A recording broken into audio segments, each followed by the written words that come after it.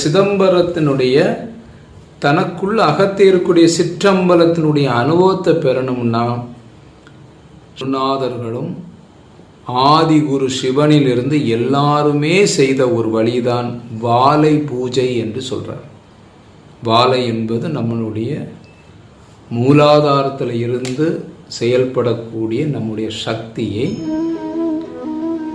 அது வாலை என்று சொல்லக்கூடிய நமக்குள்ள இருக்கக்கூடிய அந்த சக்தி தான் விரிந்து பறந்து இந்த அண்டம் முழுவதும் இயக்கக்கூடியதாக இருக்கும்.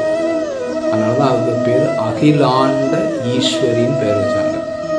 அகிலத்தை முழுவதும் ஆட்சி செய்கின்ற சக்தியாக ஆட்சி புரிகின்றதுக்கு பேரு ஈஸ்வரி. அப்ப ஈஸ்வரன்னா யாரு? சிவம் ஆயிடுவார். அப்ப சிவம்ங்கிற ஒளி ஈஸ்வரியாட்டு மாறுது. ஈஸ்வரி என்பது பெண் சக்தி, அதாவது சக்தி. ஈஸ்வரன் என்பது ஆண் சக்தி என்று சொல்லக்கூடிய ஒளித்தன்மை. அப்போ ஒளியும் ஒளியுமாகத்தான். அப்போ அகிலம் முழுவதும் அதை ஈஸ்வரி என்று சொல்லுகிறோம். அப்போ அந்த ஈஸ்வரியான நிலை நமக்குள்ள எங்க இருக்கு? அண்ணாக்கு மேல அது வந்தால் மட்டும்தான் ஈஸ்வரி என்ன ஈஸ்வரனோடு இணைகிறார்.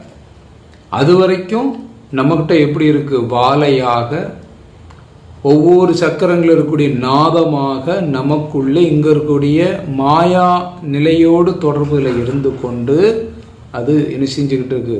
எத்தனையோ பிறப்புக்கான இதை கொடுத்துக்கிட்டே இருக்கும். அப்ப அந்த சக்தியை என்ன பண்றாங்க? மேல் நோக்கி ஞானத்து போவதற்கு அதே சக்தியை பயன்படுத்த பேர் தான் வாலை பூஜை என்பது இணைதல். அகப்பூஜை புற பூஜைன்றது. அகப்பூஜை தான் இங்க முழுமையா சொல்லப்பட்டிருக்கு. தானான சிதம்பரத்தின் மகிமை சொன்னேன்.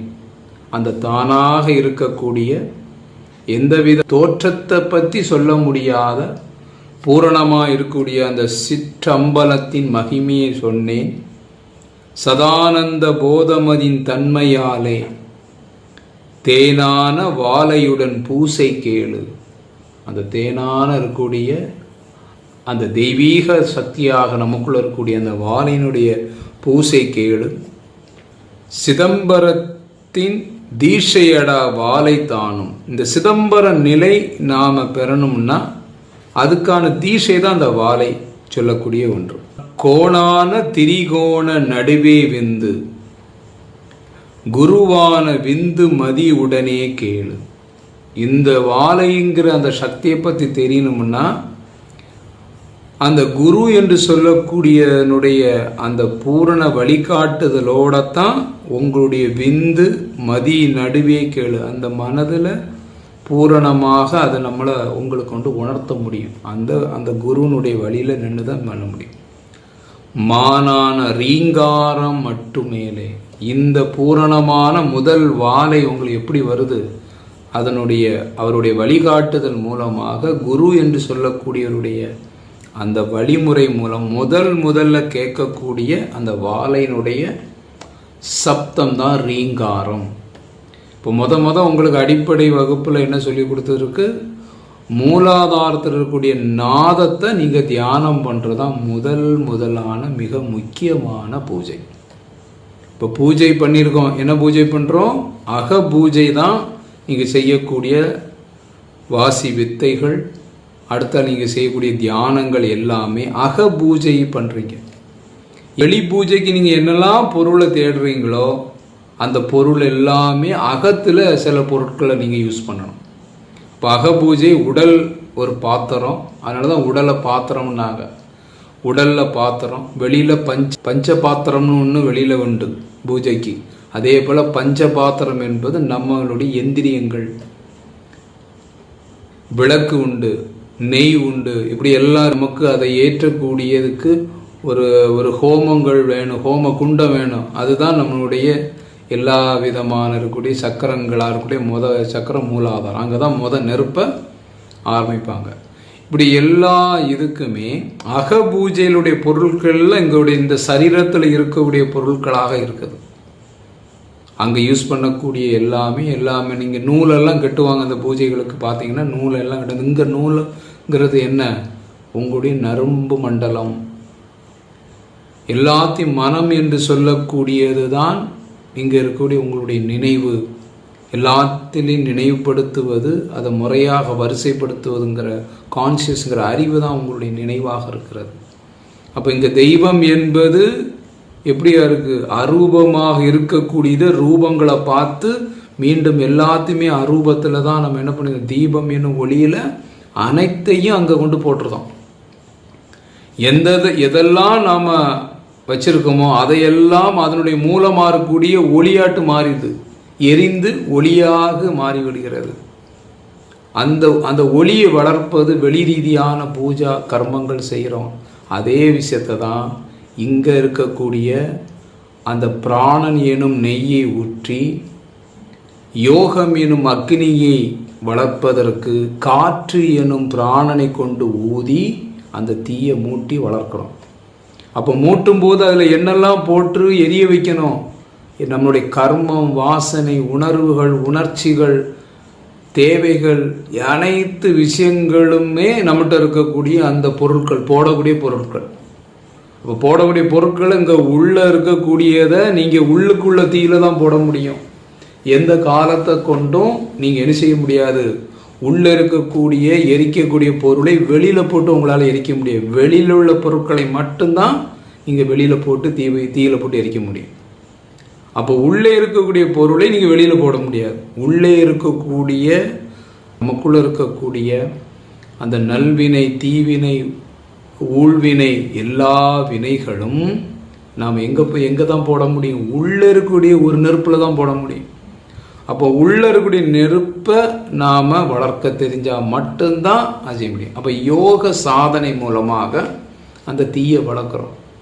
தீயை வளர்த்து எல்லாத்தையும் அது வென்று தணிந்தது காடுன்னு சொல்கிறார்ல பாரதி.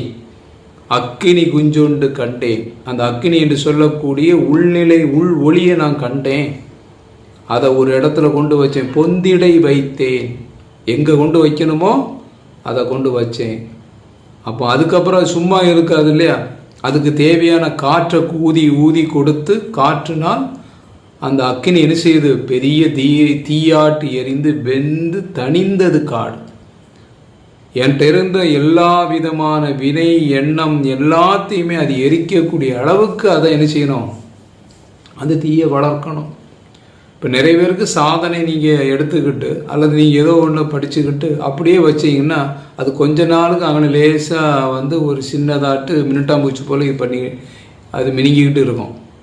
ஒன்றுமே பண்ணலைன்னா அது தன்னாலே அப்படியே மயில அணைஞ்சு மெல்ல லைட்டாக அப்படி இன்னும் அது சுருங்கி போயிருக்கும். அதுக்கப்புறம் அதை நீங்கள் ஊதி தான் என்ன செய்யணும்? பெருசாக்கணும். அப்போ ஊதி அந்த தீயை வளர்க்கறதுக்கு பேர் தான் நீங்கள் செய்யக்கூடிய பிராணாயாமம், வாசி யோகம். வாசியெல்லாம் உச்சக்கட்ட, அடுத்த கட்ட. காற்றை ஊதி தீயை வளர்த்து, பிராணனை கொண்டு ஊதி அந்த ஒளி தீயை வளர்த்து, இப்படி ஒவ்வொரு ஸ்டெப்பாக அதை ஊதி பெருசாக்கணும். அது பெருசாக்கி வந்ததுக்கு பிறகு அதை கொண்டு எங்கே கொண்டு இணைக்கணுமோ அது இணைக்கணும். இல்லைன்னா அந்த தீ இங்கே இந்த உடலோடையே அது நின்று போயிடும். அப்பவும் பிரயோஜனம் இல்லை. அப்போ இந்த தீயை வளர்த்து நம்ம எங்கே கொண்டு சேர்க்கணும்? அந்த இறை எனும் ஒளியில் சேர்க்கணும்னா குரு எனும் ஒளியில் போய் சேர்த்து பழகிடணும். இப்போ இங்கே நெருப்பு உண்டாக்கி நீங்கள் சமையலே பண்ணலைன்னா அந்த நெருப்புக்கு பயன் இல்லை இல்லையா? பெரிய தீ மூட்டி சும்மா எரிய விட்டு அதனால் எந்த பிரயோஜனம் இல்லாமல் அது என்ன செய்யும்? எரிஞ்சு சும்மா இங்கே நின்றும். அது போக வேண்டிய இடத்துக்கு போய் சேர்க்க வேண்டிய விஷயத்தை அது சேர்க்கதில்லை. அப்போ வெறும் நம்ம வாசியும் வெறும் அல்லது நம்ம செய்யக்கூடிய பிராணாயாமம் நீங்கள் செஞ்சோன்னா அது உடலுக்கு மட்டும் அந்த தீயை எழுப்பும். தீயை மூட்டி எழும்பிடு. உடலை தாண்டி அது எங்கே போகணும்? அந்த தீயோடு நம்ம பயணிக்கக்கூடிய பாதையே நம்மளுடைய உள் ஒளி தீயில தான் இருக்குது. பாருங்க, சரீரத்திலிருந்து நம்மளுடைய குரு என்று சொல்லக்கூடிய அகத்தியருடைய ஒளியினுடைய இணைப்பு பெறணும்னாலே இந்த ஒளியை கொண்டு தான் அங்கே நம்ம டிராவல் பண்ண முடியும். அந்த ஒளியை கொண்டு இல்லாமல் ஒளி பலகீனமாக இருக்குமா இருந்தால் அது எவ்வளோ தூரம் போகும்? அங்கே போய் சேராது. அப்போ ஒளியினுடைய பெருக்கம்தான் நம்ம போகக்கூடிய தூரத்தை கடந்து கொண்டு போய் சேர்க்கும். அந்த ஒளிக்கு முதல்மாக நமக்கு என்னது, அந்த பெருக்கத்தை ஏற்படுத்தணும்னா ரீங்காரத்தை கேட்கணும். அப்போ மூலாதாரத்தினுடைய ரீங்காரத்தை கேட்கறதுக்கு தான் அவர்கள் மானான ரீங்காரமிட்டு அந்த ரீங்காரத்தை கேளு. மகத்தான சூட்சுமமிட்டு சுழியும் போனே. மகத்தான நிலையில் இருக்கக்கூடிய அதை ஒரு சுழின்னா என்ன, அதுக்குள்ளே நீ நின்று அதை கேளு.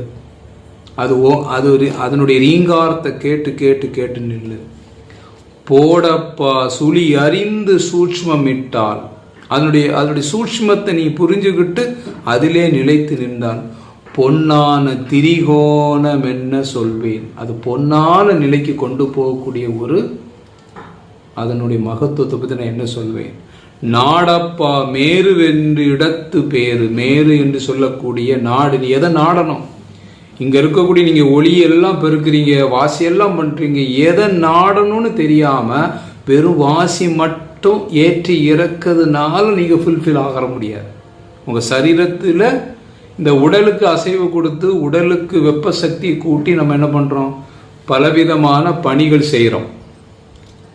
அதுக்கு மட்டும் இதை பயன்படுத்தியோட்டு முடிச்சிருந்தோம். அதே போல தான் நம்ம செய்யக்கூடிய சாதனை எல்லாமே அது எதில் போய் நாடணும், அதில் போய் நாடக்கூடிய பற்றி தெரியாமல் வெறும் நாம் உட்கார்ந்து அந்த வாசியை மட்டும் பண்ணுறதுனால நமக்கு என்ன செய்யாது, பூர்ணத்துவம் போகாது.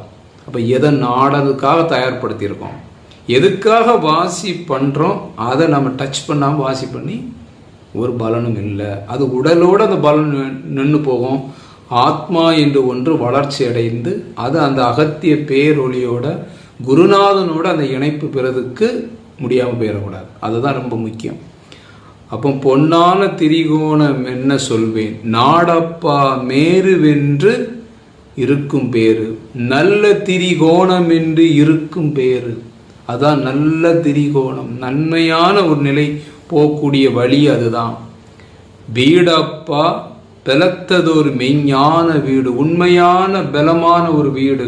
நம்ம கட்டக்கூடிய வீடுலாம் என்ன செய்யும், கூடி போனால் 25 வருஷம்தான்.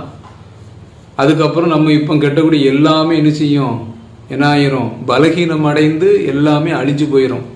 அதுக்காக நம்ம என்ன செஞ்சுட்டு இருப்போம், நம்முடைய நம்மளுடைய சக்தி எல்லாம் அதுக்காகவே இழந்து நம்ம வீடெல்லாம் ஸ்ட்ராங்காக இருக்கணும், அப்படி இருக்கணும். இப்போ நம்ம போனாலும் அந்த வீடு இருக்கணும் அப்படிங்கிற மெட்டீரியல் ரீதியாக நம்ம நினைக்கிறோம். ஆனால் அவர் என்ன சொல்றார், பலமான உண்மையான வலுவான வீடு என்றால் அந்த வீடு நம்முடைய மெஞ்ஞான வீடு தான். வீடறிந்து விதியோட பூசை செய்தால், அந்த வீடை பற்றி தெரிஞ்சு விதி என்று சொல்லக்கூடிய கர்மத்தினுடைய தன்மை அனைத்தையும் அந்த வீடை அறிஞ்சு இந்த பூசை செய்கிற, என்ன பூசை, அகத்திலே செய்யக்கூடிய அந்த சாதனைன்னு சொல்லக்கூடிய வாசியோகம், கடைசி செய்யக்கூடிய குருவோட ஒளியோடு செய்யக்கூடிய தியானம். இந்த ரெண்டு தான் சாதனை. நீங்கள் நம்ம இதில் சொல்லி கொடுத்த வழிமுறைகளில் உங்களுக்கு பிராணாயாமமோ நிறைய வழிமுறை எல்லாமே உங்களுடைய உடலில் இருக்கக்கூடிய தன்மையில் நீங்கள் ஒரு நிலைக்கு நம்மளை தகுதிப்படுத்தி கொண்டு வர்றதுக்கு தான்.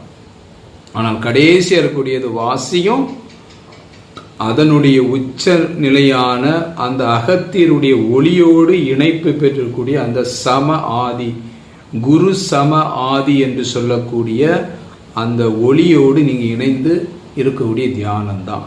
அதை தான் சமாதின்னு சொல்கிறோம்.